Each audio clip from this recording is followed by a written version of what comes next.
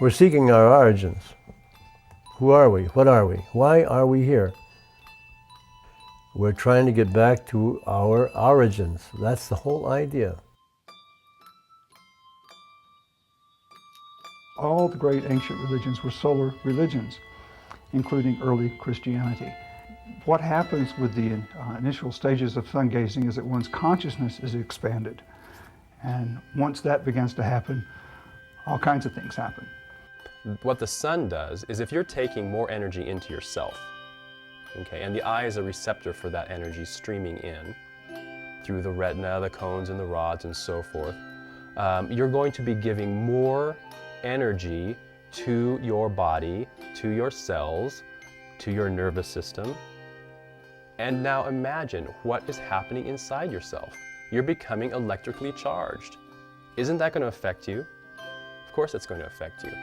You are going to, your glands, your organs are begin to operate on a level that is maybe a little bit beyond what you would normally know.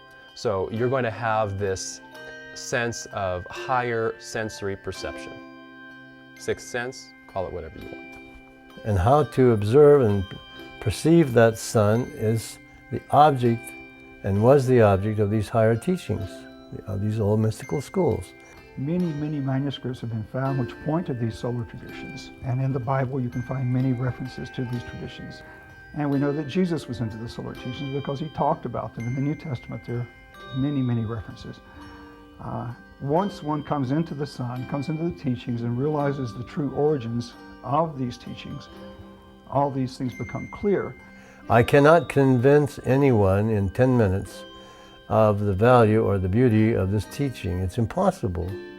And even if you say, I understand, you don't. You have to experience it. It doesn't do any good to read about what other people have done. You have to experience it.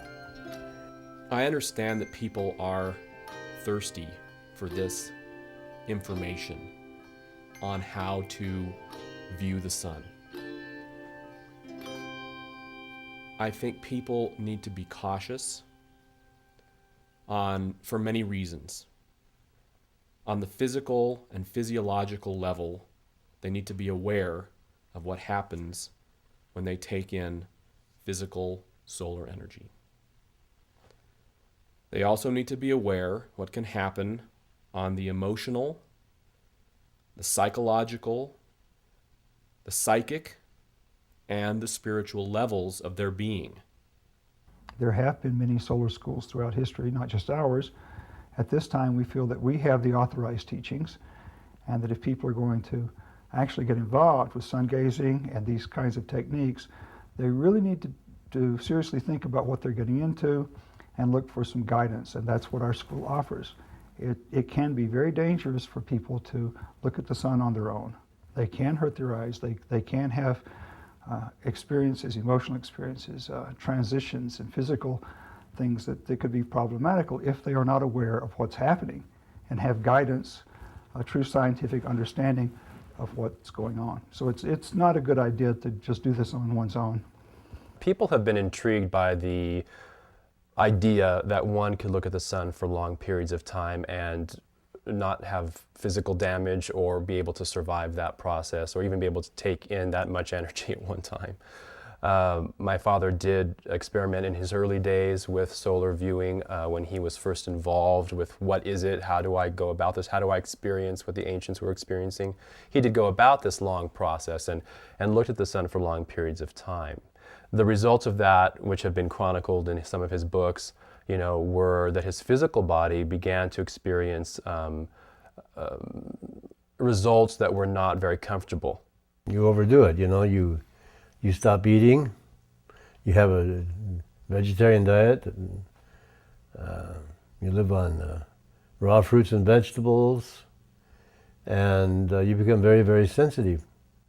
When I look at the sun, am I looking at the sun for a purely physical benefit?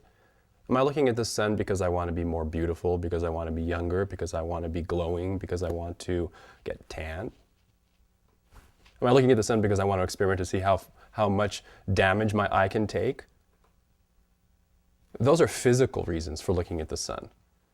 If you limit sun viewing to that, then you're missing out on the real reason to look at the sun. I mean, it's nice to sit down on the beach and watch a sunset. That's very calming and very soothing. Do it. That's not the problem. The problem is when you're looking at the sun and you're staring into it and you're trying to use it for a personal and selfish reason, then you get in trouble. I mean, we have a lot of techniques that we do not teach publicly. They are never put into the printed word, never. And there are reasons for that. And even if they are printed, they will not be understood. The true gospel is oral. It's never written. The teaching of Jesus was not written. The Gospels are stories that were written, we know, decades after the death of Jesus. The reason that the Gospel is never written and that the truth is never written and that certain truths are never written is to prevent misuse. There is goodness and there is evil in the world. Likewise, there is goodness, there is evil, light, darkness, logos, kalos within the sun. As has been mentioned, there have been dark solar religions, and there have been very powerful people over the ages that have used the powers of the sun for very terrible things. So that is why the teaching in its entirety is never put to the written word, and why the teachers and the holders of these secrets are so guarded and so cautious. You wouldn't want that information to get into the wrong hands, because great damage can be done on the physical level as well as on the cosmic level. So all these books that are written, the Gospels and so on, about Jesus are encoded. You have to learn how to decipher what was meant by the teachings of Jesus, what he meant. The key to looking at the sun and taking a benefit from it beyond the physical is to understand that through it is coming information to you that can be used for the salvation of the world. The whole secret of our process of teaching is to participate in the evolution of the species. The evolution of the species in a reasonable, logical, spiritual manner, which was the object of all the ancient orders, and to perpetuate